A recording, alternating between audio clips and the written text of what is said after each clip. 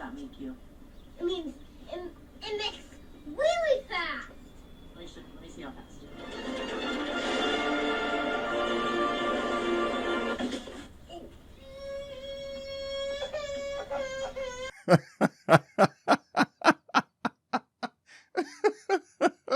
Man, I've been really looking forward to this movie. I think The Flash is a fantastic, cool character, but let's get into it. My name is Brandon Keith Avery, and this is just my opinion.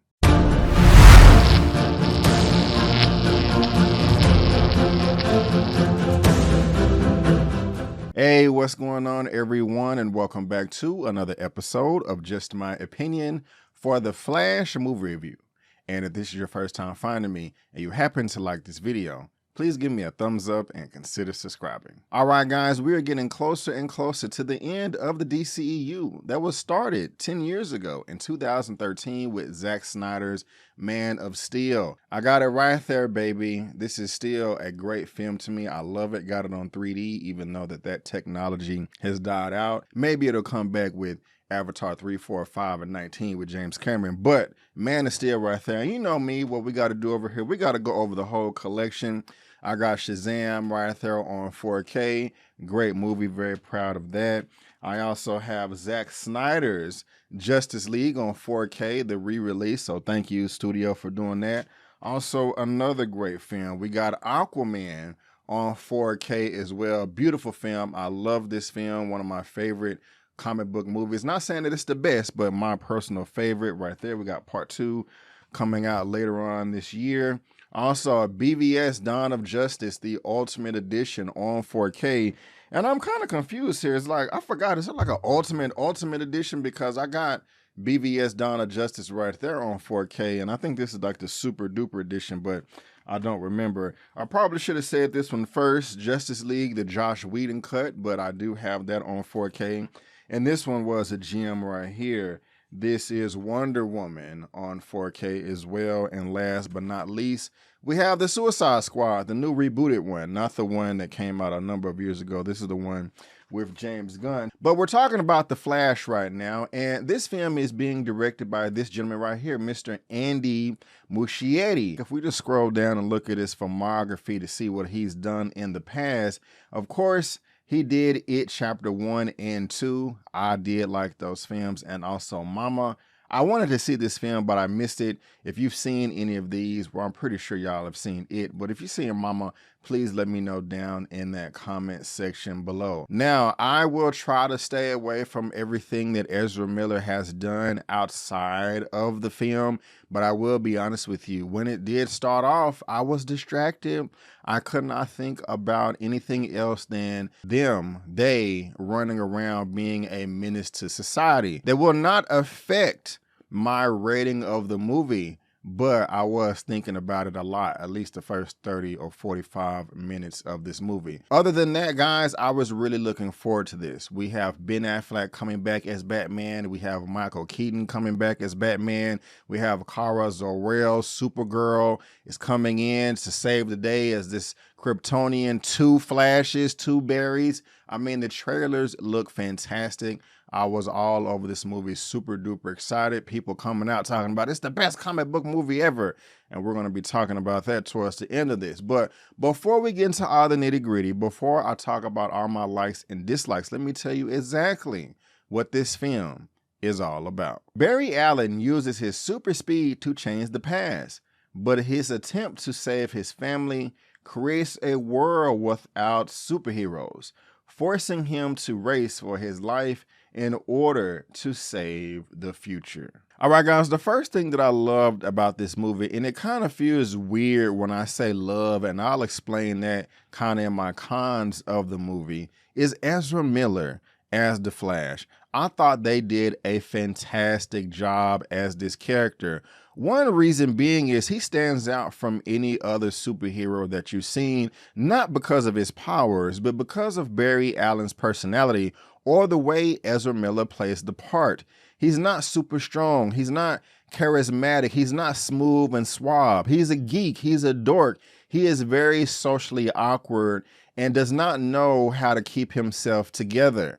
I like that. One of the things that I do like about the DC films is they're not the funny, jokey, goofy comedy, silly fest like Marvel is. And I am a fan of the comedy in Marvel, just sometimes I think they should tone it down a little bit. But that is not what DC is known for. However, with Barry here, the Flash, I think that they were able to incorporate a good amount of comedy within this movie and his character that worked. One of the things I did really like about this movie is them being able to mix the comedy with serious moments. And for the most part, they did a great job at that within this film. And that's just a highlight to me. There was a number of points in this movie towards the very, very beginning to where I was laughing hysterically. I think I was actually one of the loudest people in the theater when I was watching this. Now, I'm not going to say every joke, every light moment in this movie was a success, because it's not. But for the most part, I was smiling ear to ear, not because of the action, not because of the character development, but it's because I was laughing. I was laughing at Barry. I thought he was very funny in this movie. The next thing that I loved about this movie is the visual representation of how fast Barry runs. Oh my gosh, this is one of the best things I've seen displays of power in a long time in any superhero or comic book movie. The way he would just get into his stance about to take off and what they would do with the electricity, with the lightning that is engulfing his body was dope as hell. I love that. And they had more than one way to show how fast he was going. Some of it was slow-mo, some of it was super duper fast, and some of it was a mixture of both. And I thought it was absolutely splendid. I was literally smiling ear to ear like a little kid on Christmas morning, opening up his gift and seeing a new N64 or PlayStation, like, oh my gosh, that's how I was smiling in the theater when they were showing how fast he was running. It was dope. It was great. It was clever. It was innovative. I love that. One of the best parts of the movie. 2 thumbs up right there. And even going back to the comedy, what makes comedy funny in movies, even when you have serious moments, is if it's realistic. If something is happening to somebody and they're reacting the same exact way that you would, you kind of find that hysterical, like, man, I see where you're coming from. I've been there before. I can relate. There was a scene towards the beginning of the movie where Barry is teaming up with some other people, and I'll talk about that in a second, and it was a disaster. Everybody gasped, and they're like, oh my gosh, are you going to be able to save this incident, these people that are in this dilemma right now? And when you know the context, you have to say to yourself, okay, they're going to save the people. But I was putting myself in a position of one of the characters that was being saved, in the way that this woman reacted. Oh my gosh, it probably had to be one of the funniest things in the movie. Like, seriously, the way that she was screaming, I would have been screaming like that too. And I was just like, ma'am, I'm here with you. And these are just like these real life moments that I love that are included in my films, that just makes it that much more grounded, even if we're surrounded by superheroes and comic book characters. Those right there make this film relatable to everybody on the planet, even if you're not into these type of films. And that's just a great way that they were able to include real life incidents, reactions, etc. into the film. Another 2 thumbs up right there. And let's talk about the team ups for a second. There are a lot of cameos in this movie. Some are expected. Some are like, okay, of course you will pop up in this movie. Why wouldn't you pop up? I like that. It gives great continuity to the universe. Some other cameos that pop up in this movie, I did not see coming from a mile away or light years away. I was like, oh, you're in this movie too? Great. I like it. I like the way they included you, even though it's just a little second right there, but I like that. I like the cameos and I like the team ups. It feels like a Justice League movie at points in time, and that makes sense. If something's going down on the planet, why is there only one hero there? There should be multiple. And whether or not that's the whole team or just a few here or there, I thought they pulled that off great as well. But we gotta talk about the Batmans. When the trailers was coming out, people were like, wait a minute, is the Flash, is Barry Allen taking a back seat in his own movie and they're giving all the attention to Michael Keaton's Batman or to Ben Affleck's Batman? Well, first, let's talk about Ben Affleck's Batman. I have been wanting to see this type of action and fighting in a Batman movie for quite some time. They did some things in this film that I've never seen before in any Batman film, and parts of it was the best. Ben Affleck is Batman. It is a shame that he is not coming back to reprise his role because I love it. I may have even liked Ben Affleck's Batman more than Christian Bale's. And I know that a lot of people say that Michael Keaton was the GOAT. And Michael Keaton is great as Batman. He's great. I have no complaints at all. I cannot say any negative things about Michael Keaton as Batman. And I'm talking about back in the day with the 89 Batman and 1992's Batman Returns. But it's just something about Ben Affleck as Batman that I love. And he knocked it out of the park. Y'all saw the trailers. This dude is doing a barrel roll out of a fireball with his bat wings expanding, shooting grappling hooks. I'm like, oh my God, this is a dream come true. And again, this is in the middle of the day. Majority of the times we see Batman is at night, and there's nothing wrong with that. That would make sense. He's a ninja. You want to be able to sneak around and blend in with your environments. But they were still able to pull off a realistic seeming Batman in the daytime in front of everybody. And it was dope. I loved it. They really did leave the camera still. Long shots and takes, seeing this man, this Batman gliding between traffic in and out with this grappling hook, doing the most, getting beat up and roughed up, but also doing damage with all the gadgets, with all his abilities. I'm like, whoo, I'm out of breath right now trying to talk about it because I am just that excited. Ben Affleck, please come back as Batman. Please come back as Batman. We also got to talk about Michael Keaton, okay? Yes. He was cold as hell too as Batman. I loved it. Completely different from the Ben Affleck Batman. We got two Batmans in one movie and they're both completely different and they're both badass. Now, y'all may try to crucify me for saying this. If I had to pick one, I probably would pick the Ben Affleck Batman better in this movie, but I'm not saying that I did not like Michael Keaton's Batman. They're just completely different.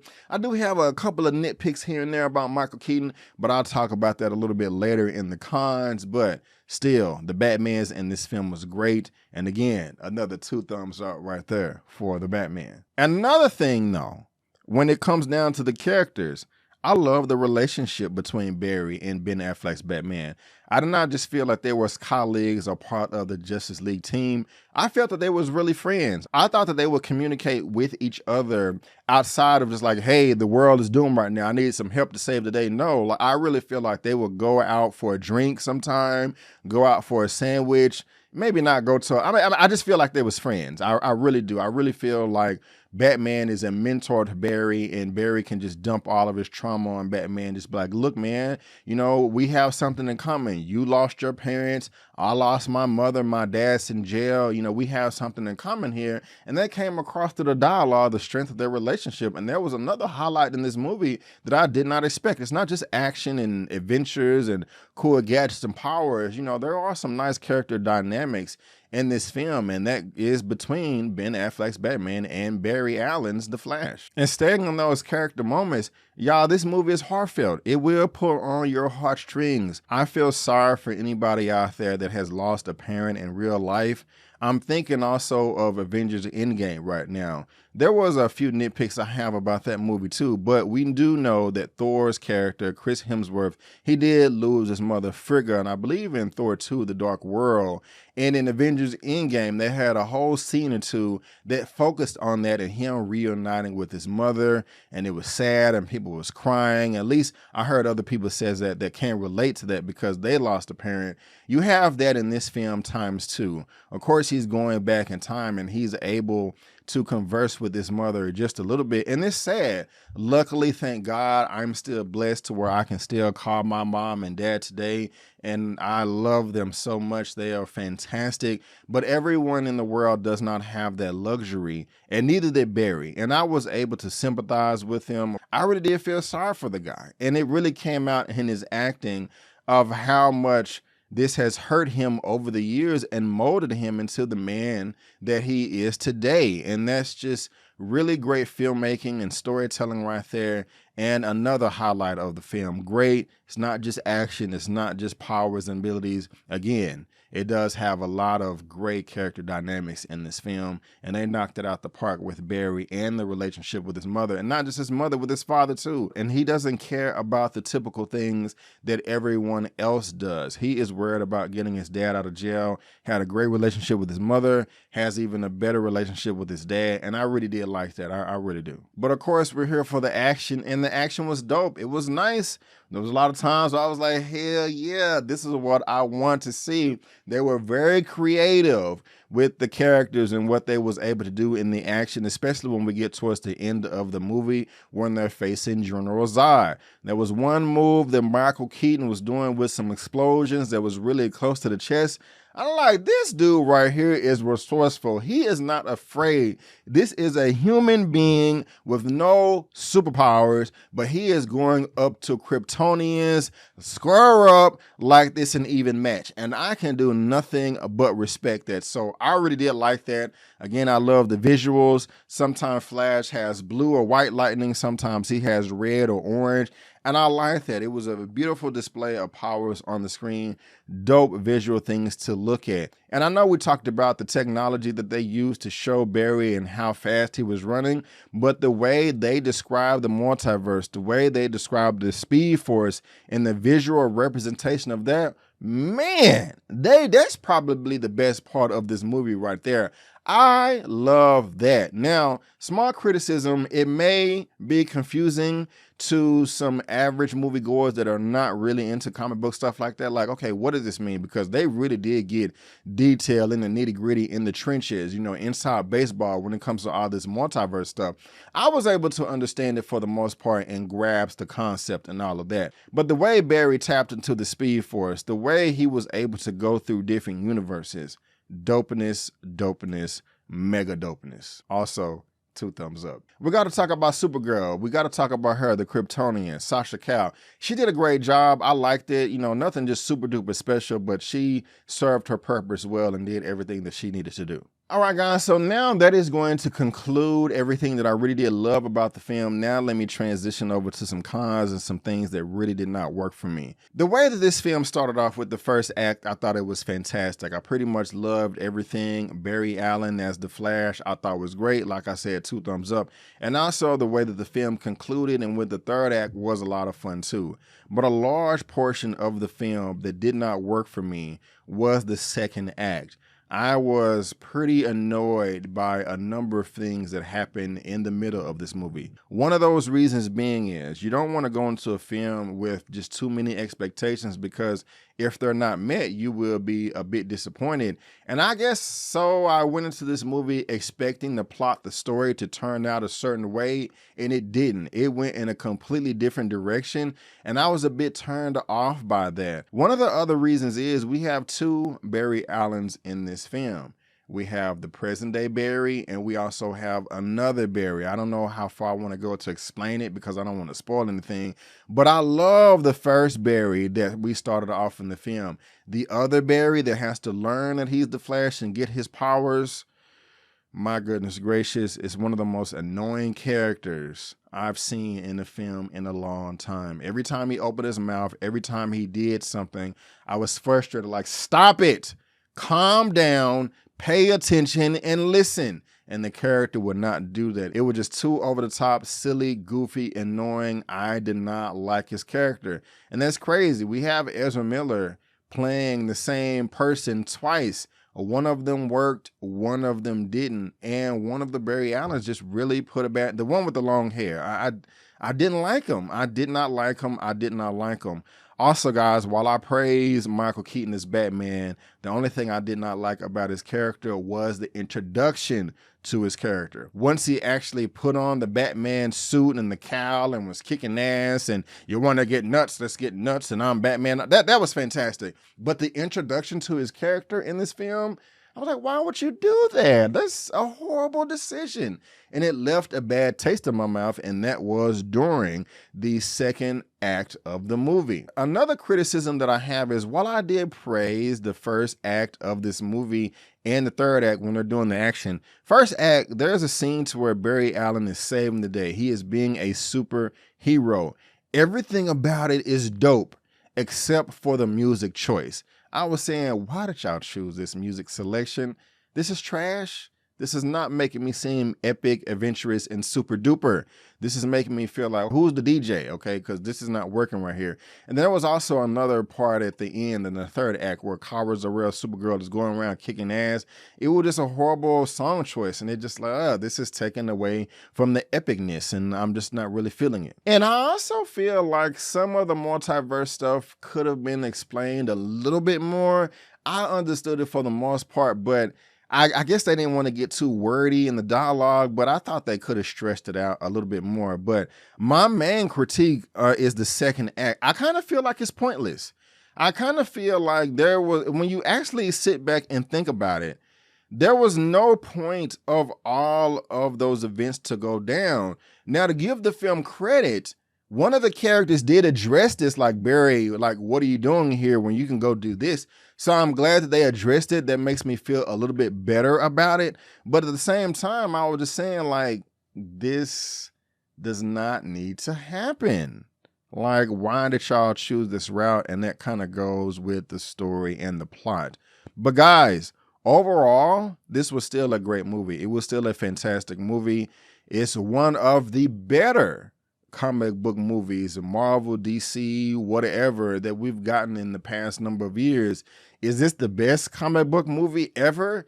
Hell no, not even remotely close, but that doesn't mean that it's still not good. Batman Begins is better than this. The Dark Knight is better than this.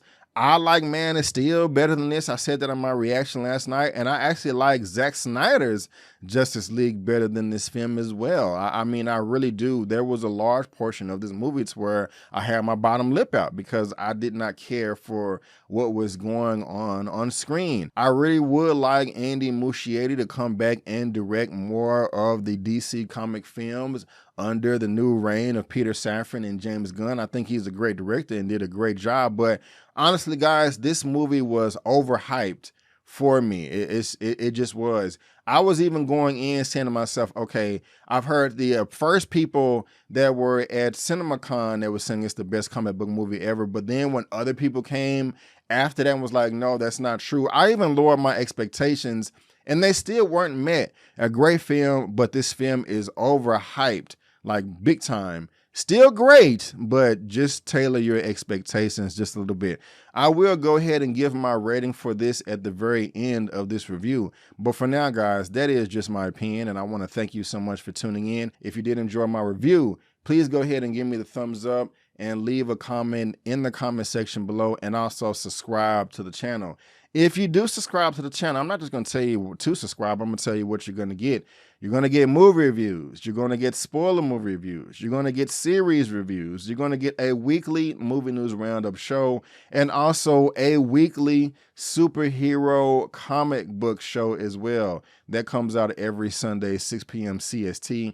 And we're going to be talking about The Flash in the next episode and also other things that has to do with superhero comic book stuff. And we also have some trailer reactions and interviews as well. But guys, if I had to rate The Flash out of a 1 out of 10, I would give it a solid 8 out of 10. Yes, a solid 8 out of 10. But guys, again, I just want to thank you so much for tuning in. And before you go, don't forget that my name is Brandon Keith Avery, and that's just my opinion. Peace.